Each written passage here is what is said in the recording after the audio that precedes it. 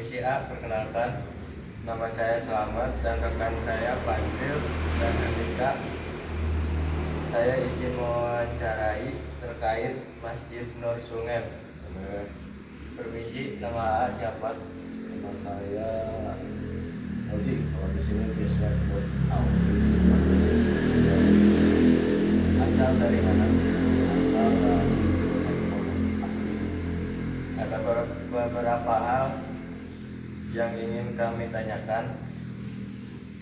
Hal yang pertama, apa fungsi utama masjid bagi umat Islam? Fungsi masjid bagi umat Islam khususnya kalau sekarang mendirikan masjid di sini ya. Yang pertama mungkin untuk sarana ibadah. Karena ibadah itu penting bagi umat Islam. Pertama itu anjuran, terutama untuk proses pembelajaran, kemudian proses silaturahmi bersama masyarakat dan saling berkumpul, bermusyawarah bisa di masjid, bisa kemudian biasa ada belajar dan mengaji mungkin itu. Oke, terima kasih atas jawaban yang pertama. Hal yang kedua, saya ingin tanyakan di mana biasanya masjid didirikan. Biasanya masjid didirikan ketika ada hal yang diperlukan, yaitu untuk sarana ibadah.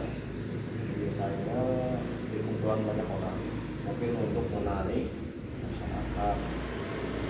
Contohnya mungkin di sini di Masjid Nur Sungai diadakannya di tengah desa, terus di dekat pusat pemerintahan itu. Mungkin tujuannya agar masyarakat bisa dapat terorganisir, kalau dapat menjangkau sarana ibadah, dan bisa pemerintahan semakin baik dalam pendekatan bersama dengan ibadah. Oke, terima kasih atas jawabannya. Yang kedua, lanjut.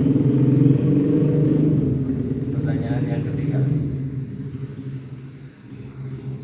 kapan Masjid Nur Sungai pertama kali dibangun? Banyak berbagai sumber mengatakan, pertama kita lewat mulut ke mulut, jarang ada yang berbentuk atau kayak tulisan di situ karena berdiri cuma rata-rata mulut ke mulut. Ada yang mengatakan 1934. Nah saya kebetulan ada bukunya, ini dari keluarga Mbah Kaden Sungai sendiri, ya, dari Cirebon, dari Cirebon, Indramayu, Bandung.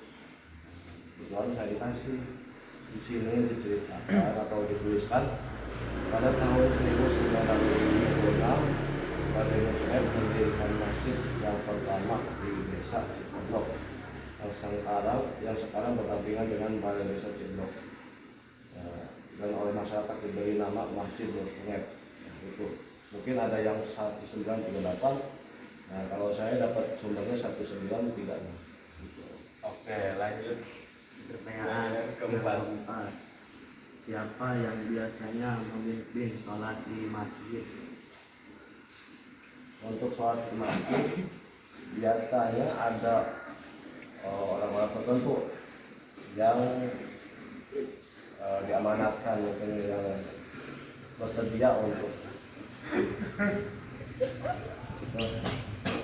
Siapa yang biasanya memimpin sholat di masjid? untuk yang biasanya memimpin mungkin ada beberapa, terutama yang ada yang diamanatkan, ada yang karena hubungan ada. Nah, sementara untuk saat ini mungkin ada Audi, saya sendiri, Audi, ada Aceh, dan sama sesepuh Bapak Haji Toha yang untuk sholat berjamaah. Mungkin kadang-kadang bergilir kalau ada itu bisa dipimpin sama itu, atau kalau lagi ada acara diganti sama orang lain. Lanjut pertanyaan kelima. Mengapa cat masjid berwarna putih? Cat masjid berwarna putih, mungkin rata-rata ya warna putih mengibaratkan karena anjuran Nabi, sebaik-baiknya warga itu warna putih ya, pakaiannya melambangkan mungkin kebersihan, kesucian, terus seperti mungkin dalam kapan dianjurkan warna putih. Nah mungkin karena warna putih terlihat lebih jelas, lebih terang, makanya banyak yang memakai warna putih sebagai dasar untuk pewarnaan cat. Kan waktu dulu kan nggak ada warna nggak ada cat gitu ya, belum di mana ada ya gitu. Cuma kan makanya udah ada gitu. Oke, dilanjut pertanyaan nomor 6. Bagaimana cara menjaga kebersihan dan tertib di masjid?